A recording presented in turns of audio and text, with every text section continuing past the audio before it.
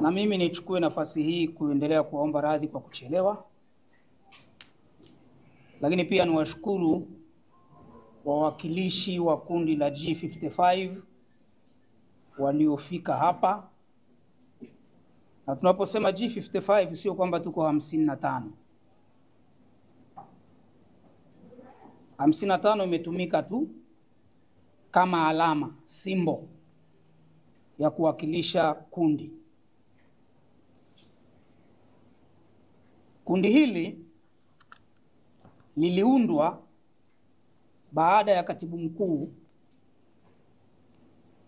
kualika wagombea wa mwaka 2020 wa ubunge na waliotia nia mwaka huu kwenye kikao cha tarehe 3 mwezi wa 4 makao makuu ya chama. Sasa sisi kama wagombea na ambao hatuna sehemu ya kukutana, tukaunda group sogozi la WhatsApp ili kuweza kuweka mawazo yetu kwa pamoja na hatimaye tuweze kuyawasilisha kwa katibu mkuu. Kwa ndivyo kundi lilivyoundwa. Lilikuwa ni kundi ambalo tunajaribu kuweka mawazo, maoni, tunashauriana kwa pamoja kama yalivyo makundi mengine mbalimbali ndani ya chama. Kwenye chama chetu kuna makundi kwenye kata, kwenye vitongoji, na tungeweza hata kuliita Chadema Family, kwa sababu makundi hayo yapo kila mahali kwenye chama chetu. Kwa ndivyo kundi hili la G55 lilivyoundwa.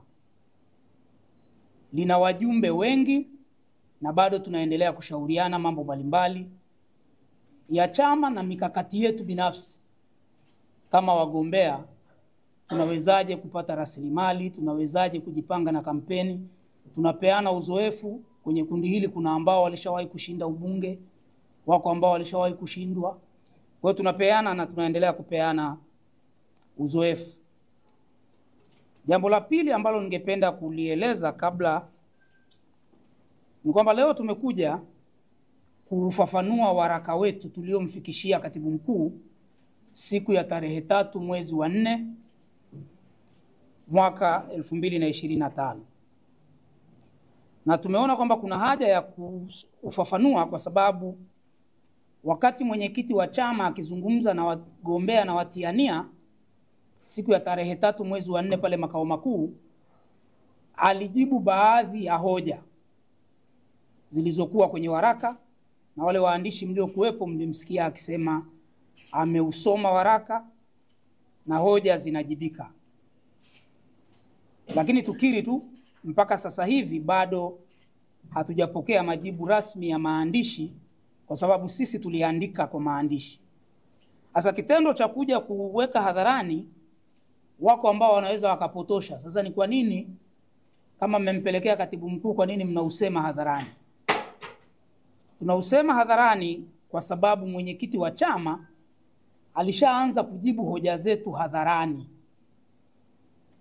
Sisi tunaelewana? Kwa hiyo tunaufafanua ili yale ambayo hayakupata majibu siku ile ya tarehe 3 mwezi wa 4 hatimaye sasa yaweze kupatiwa majibu, au jamii ifahamu tumeandika nini, tumeshauri nini chama. Maana yako maneno mengi sana ya upotoshaji haswa kwenye mitandao, na kwa watu ambao hawaitakii Chadema mema wameendelea kupotosha.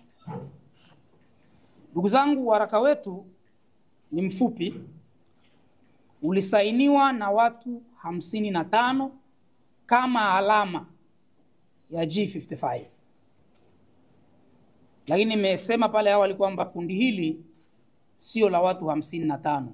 Tuko wengi ambao tunakishauri chama, na baada ya kutangaza uwepo wa kundi hili wamejitokeza hata ambao wanataka kugombea udiwani, wanaomba sasa nao wawe sehemu ya hili kundi.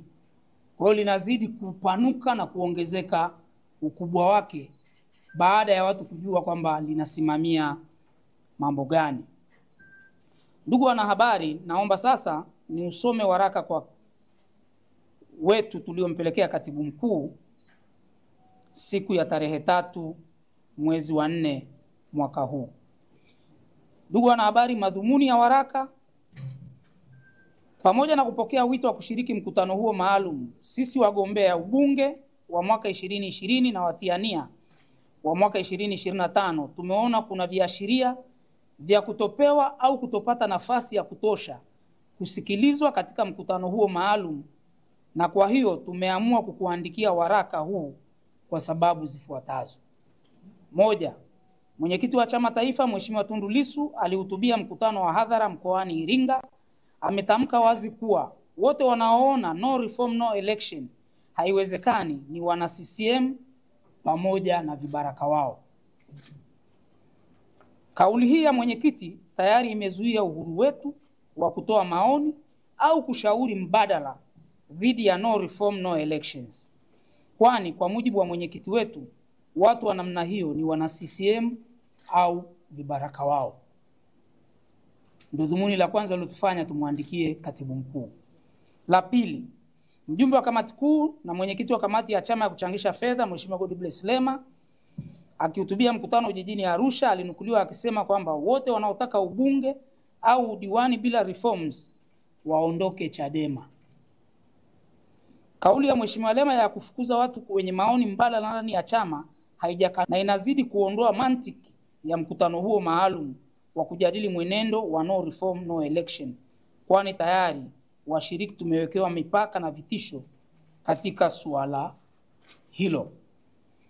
Dhumuni la tatu, hivi karibuni mwanaharakati Maria Sarungi aliandika katika ukurasa wake wa X akikitaka chama kiyaweke hadharani majina ya wote wanaotaka ubunge kwa udi na ubani bila reforms, na akatuhumu kuwa watu hao wanataka kufanya blackmail, yani kutishia eti watahama chama. Pia Maria Sarungi, bila kujali mamlaka ya ofisi yako, ametaka ajulishwe ni nani amewaita watiania kwenye mkutano huo maalum, maana uongozi mzima upo field, na akataka chama kisiwahusishe watiania, do not engage them, bali waachwe waende CCM. Kauli hizi za Maria Sarungi ambaye ni si mwana Chadema zinafanana na kauli za Mheshimiwa Lissu na Mheshimiwa Lema. Aidha, pia mamlaka ya ndani ya chama na ofisi yako zinazidi kuongeza vitisho na kufinya uhuru wa maoni kuelekea katika kikao hicho maalum. Kwa msingi huo, tunawasilisha mchango wetu wa mawazo kwa njia ya maandishi kama ifuatavyo. Moja, tunaunga mkono madai ya mabadiliko, reforms. Sisi kundi la G55 tunaunga mkono kabisa madai ya kufanyika kwa reform katika nchi yetu. Tunaunga mkono na tupo tayari kuongeza nguvu zaidi katika jitihada zote za chama za kudai mabadiliko ya katiba na sheria za uchaguzi, reforms, ili kuwa na uchaguzi huru na zinazoaminika. Kwa hiyo kwenye eneo la reform, sisi tuliogombea mwaka 2020 tulijeruhiwa na uchaguzi ule sana kwa sababu ya mifumo isiyo rafiki ya kiuchaguzi. Kwa hiyo tunaunga mkono 100% swala la reform. Kwa hiyo tuko tayari na kuongeza nguvu kuwekeza kwenye kupigania mabadiliko ya kimfumo na ya kisheria kwa ajili ya chaguzi huru na za haki hapa nchini. 2, maoni mbadala dhidi ya mpango wa kuzuia uchaguzi. Ikumbuke hapo mwanzo ni pia kufanyika kwa uchaguzi mkuu 2025 iwapo mabadiliko hayatopatikana, tukiwa na sababu zifuatazo. Kwa hiyo sisi kwenye no election, njia ambayo chama kimetumia tunaiona sio njia sahihi, na ndio maana tukachukua wajibu wetu kama wanachama, wengine wanachama waandamizi, kukishauri chama chetu kwamba njia ya no election walioamua kuitumia hatuoni kama itatufikisha kule tunakotaka kufika. Moja, tunaona kuwa haiwezekani kuzuia uchaguzi kwa kuwa nje ya uchaguzi. Kujaribu kuzuia uchaguzi huku ukiwa nje ya uchaguzi itakuwa ni sawa na kufanya jinai. uwezekano pekee wa kuzuia uchaguzi ni kushiriki uchaguzi wenyewe kwa kuhakikisha tunaingiza wagombea katika uchaguzi. Ni rahisi kwa wagombea kuhamasisha na kuongoza wananchi kuzuia uchaguzi katika vituo mahususi vya uchaguzi, katika kata au majimbo yanayoelekea kufanyiwa hujuma, kuliko kujaribu kuzuia uchaguzi wote huku tukiwa nje kabisa ya uchaguzi wenyewe. Ndugu zangu, ukishakuwa nje ya uchaguzi, mara tu baada ya bunge kuvunjwa, vyama vya siasa vitasitisha shughuli zote, tutaingia kwenye harakati za kiuchaguzi. Sasa kama haushiriki uchaguzi, unawezaje kuzuia huo uchaguzi? Huna wagombea kwenye kata, huna mawakala ambao kama unataka kuzuia uchaguzi kwenye vituo, anayeweza kuwa wa kwanza ni wakala wako aliyeko kituoni. Sasa huna wakala, huna mgombea, hivi huo uchaguzi unauzuiaje? Kwa hiyo sisi tunaamini tunaweza kuzuia uchaguzi tukiwa ndani ya uchaguzi. 2. Dhana ya no reform no election ilianza kama kampeni mnamo mwezi Januari mwaka 2020 na baada ya retreat ya kamati kuu ya chama iliyofanyika Makueni nchini Kenya. Kaunti ya Makueni kule Kenya, hoteli inaitwa Kusimbungio, ndiko chimbuko la no reform no election lilianzia. Na hii ilikuwa Januari mwaka 2020. Wale wanaodhani kwamba dhana ya no reform no election ni ya mwaka 2024, ni bahati mbaya, hawana taarifa sahihi. Hii ilikuwepo tangu Januari mwaka 2020, na niliyeko mbele yenu hapa ni kati ya watu wawili walioachwa Nairobi na kamati kuu ya chama kukamilisha mpango huo. Niliachwa mimi na mkurugenzi mwingine mmoja, tukabaki Nairobi siku 8 na wataalamu mbalimbali kukamilisha andiko hilo, na tukarudi tukiwa na nakala ya andiko hilo mwaka 2020. Kwa hiyo dhana ya no reform no election ilikuwa ni kwa ajili ya kuunganisha makundi na jamii ili kupigania mabadiliko ya mfumo wa uchaguzi ndani ya nchi yetu, na ilikuwa ni maandalizi ya kwenda kwenye uchaguzi wa mwaka 2020. Nyaraka hiyo ilipewa jina Roadmap to the General Election 2020. Ndio jina la hiyo nyaraka. Na hiyo nyaraka ipo, nina nakala yake. Tukilazimika tutaiweka hadharani ili taifa lijue dhana hiyo ilianzia wapi. Kwa hiyo wale mnaofikiri ni kitu kimeanza juzi 2024, kwa kweli hicho sio sahihi. Ni kitu kilikuwepo tangu mwaka 2020, na bado tuliweza kushiriki uchaguzi mkuu wa mwaka 2020. Dhana hiyo ya no reform no election ikiwepo, tuliweza pia kushiriki uchaguzi wa serikali za mitaa wa mwaka 2024. Dhana hiyo ya no reform no election ilikuwepo, na hata tamko la kamati kuu la tarehe 11 Disemba mwaka 2024 la tathmini ya uchaguzi wa serikali za mitaa, mimi nilikuwepo. Ukisoma lile tamko la maandishi, hakuna mahali tuliweka hiyo dhana. Na hata ukisikiliza hotuba ya mwenyekiti wa wakati huo, Mheshimiwa Mbowe, alisema tukifika mwaka 2025 wakati wa uchaguzi, kama hakuna reform, chama kitafanya maamuzi sahihi. Ndio ilikuwa kauli. Hakusema tutazuia uchaguzi.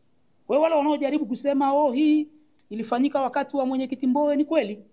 Mwenyekiti alikuwa Mbowe, makamu wake alikuwa Mheshimiwa Lissu, wajumbe wa kamati kuu akina Mheshimiwa Heche walikuwepo, na tulikuwa nao Nairobi. Lissu aliondoka Ubelgiji akaja Nairobi wakati huo kule Kusumbungio, kaunti ya Makueni nchini Kenya. Tatu, kwa muda mfupi uliosalia hatuoni uwezekano wa kutekeleza kwa ufanisi mkakati wowote madhubuti wa kuzuia uchaguzi. Tayari uchaguzi wenyewe umeshaanza, zoezi la uandikishaji wa wapiga kura limeshakamilika na limefanyika mikoa yote nchini. Kwa hiyo kama tulikuwa tunataka kuzuia uchaguzi, tulipaswa tuanze kuzuia hata zoezi la kuandikisha. Sasa kila kitu kimeshafanyika, iliyobaki ni kampeni, kuteua wagombea, watu waingie kwa debe. Sababu ya 4 ni kwa mujibu wa katiba ya Chadema ibara ya 4 inayohusu madhumuni ya chama.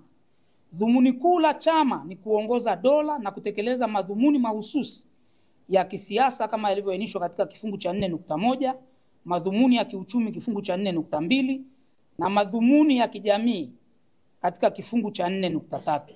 Kwa hiyo kushiriki uchaguzi ili kuongoza dola ni sharti la kimsingi la katiba ya Chadema. Dhumuni la kwanza la chama hiki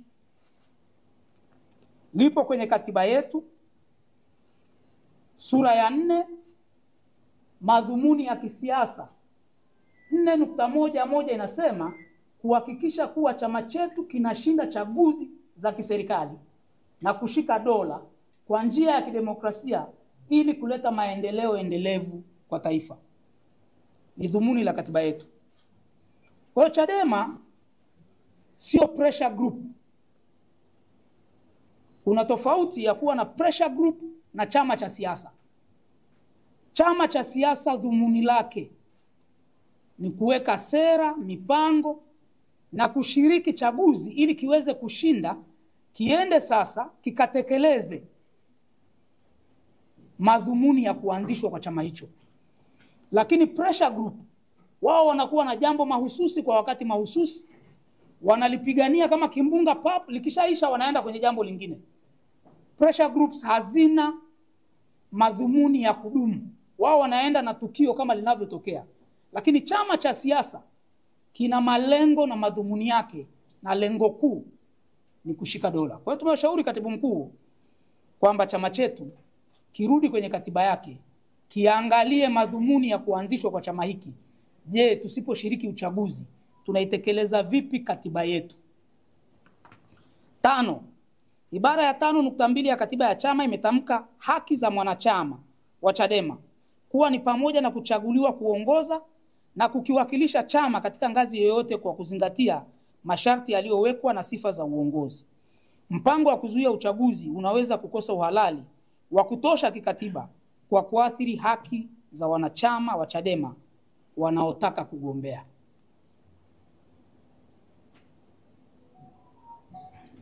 Hili kundi linawakilisha haki za wanachama wa Chadema wanaotaka kugombea.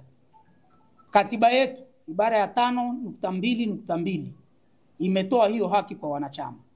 Sasa tumemshauri katibu mkuu, pamoja na kupigania reforms, lakini kusema hatushiriki uchaguzi, wakumbuke pia wana infringe, wananyima haki wanachama wake ambao wanaona kushiriki uchaguzi ni sahihi.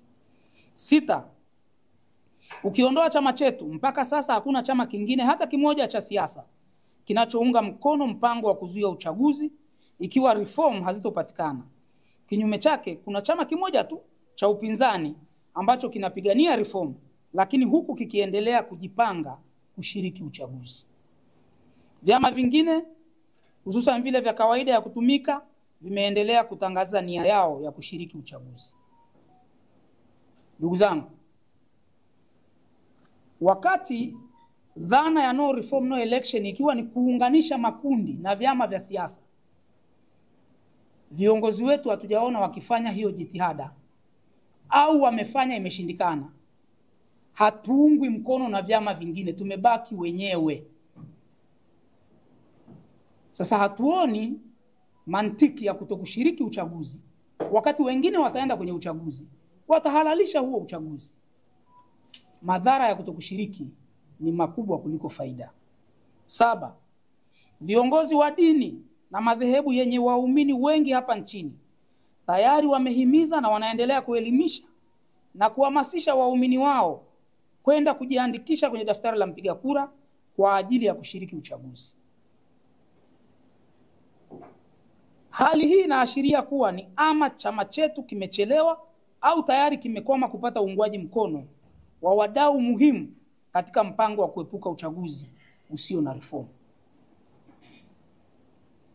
Tumeshuhudia viongozi wa dini wanakubaliana kama ambavyo na sisi tunakubaliana dhana ya reform.